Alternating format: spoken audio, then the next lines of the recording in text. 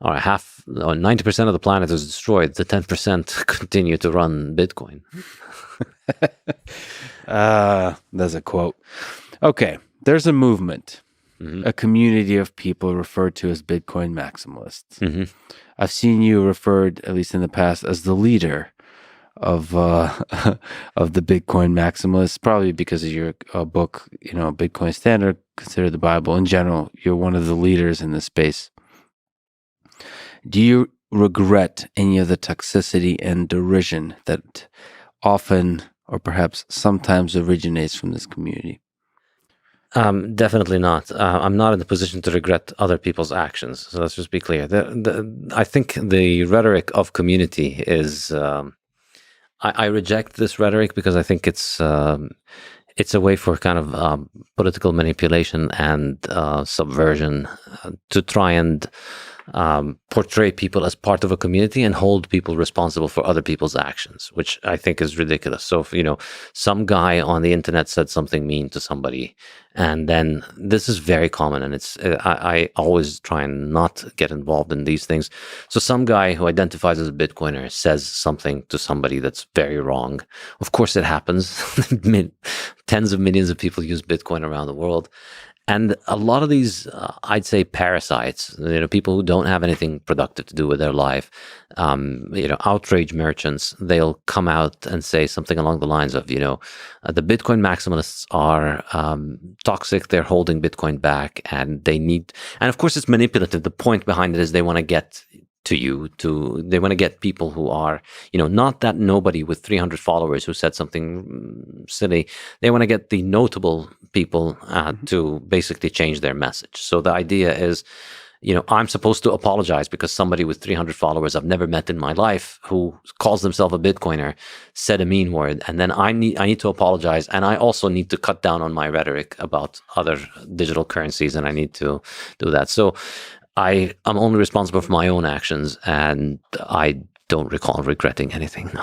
Okay, but let me push back or push further into that direction. Fine, let's leave community aside. Labels suck, for sure.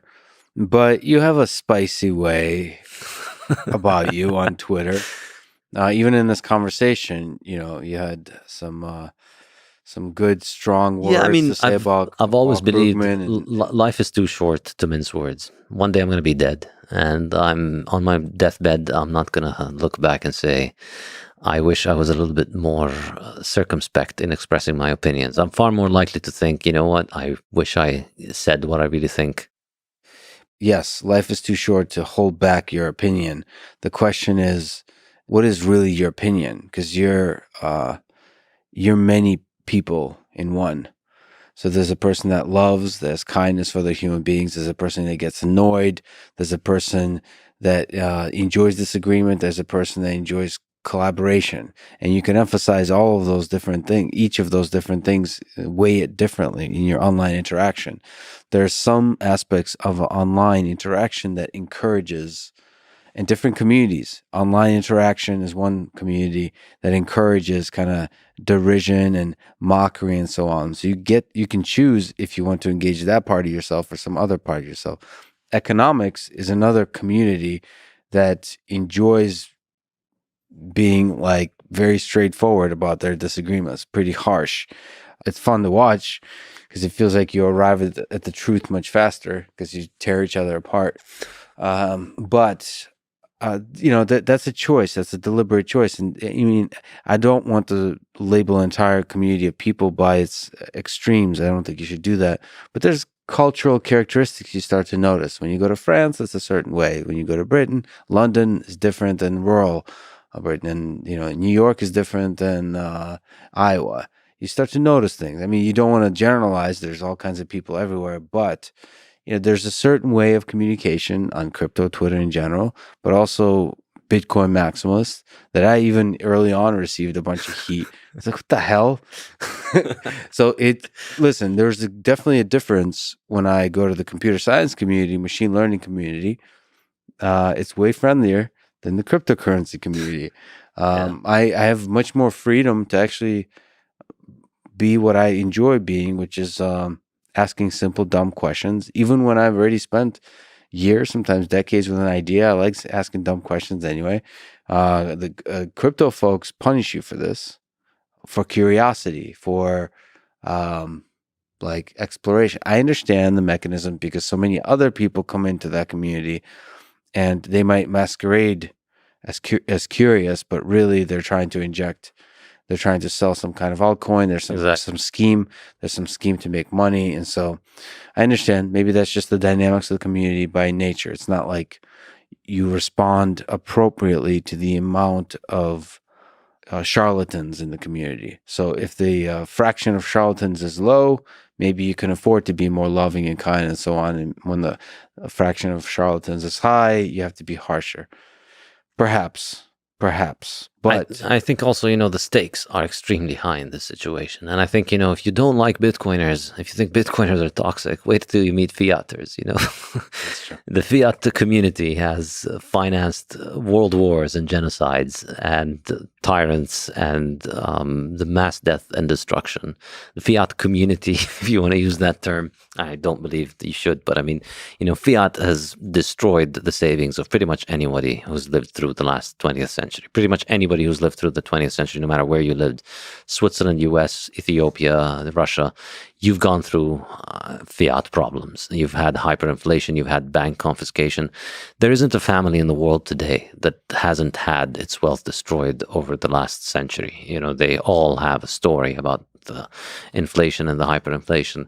And Bitcoin offers us a way out of this. And shitcoins, altcoins, are essentially fiat world's last gasp attempt to try and salvage fiat, to try and salvage the idea that some people will continue to be able to print money and other people will have to use that money.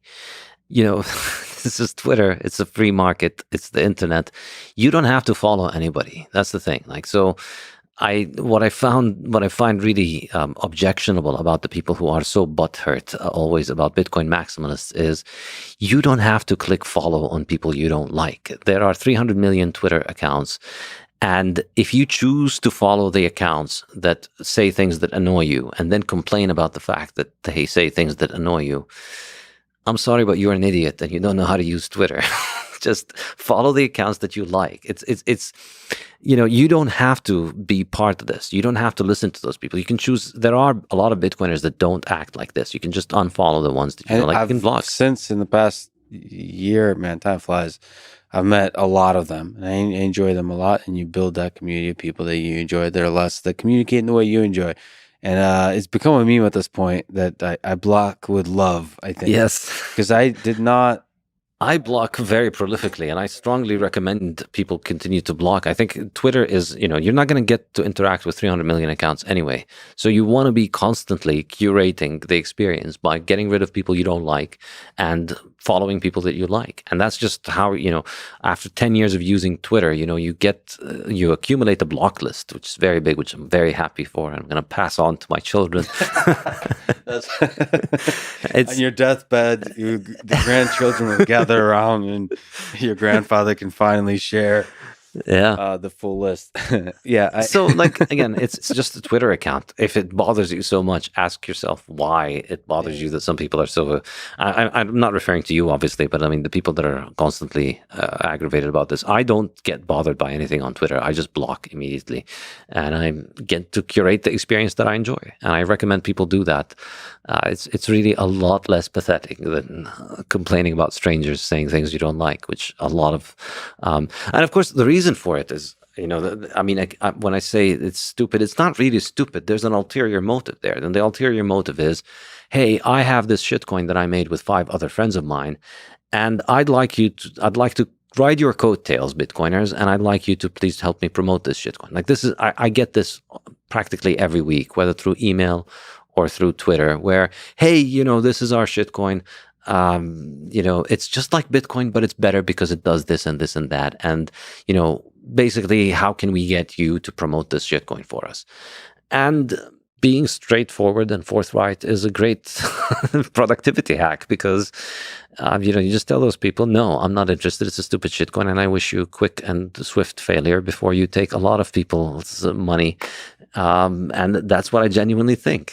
Well, but I'll just be upfront with the fact, at least for my taste, just labeling everything as a shitcoin worries me. So that's just my own preference. It's not a judgment on you. It's just my own preference that I'm afraid I'll miss good ideas. I think me personally, when I'm too certain about things, when I'm too tribal about things, I'll miss actually really strong ideas, outlier ideas, totally new ideas.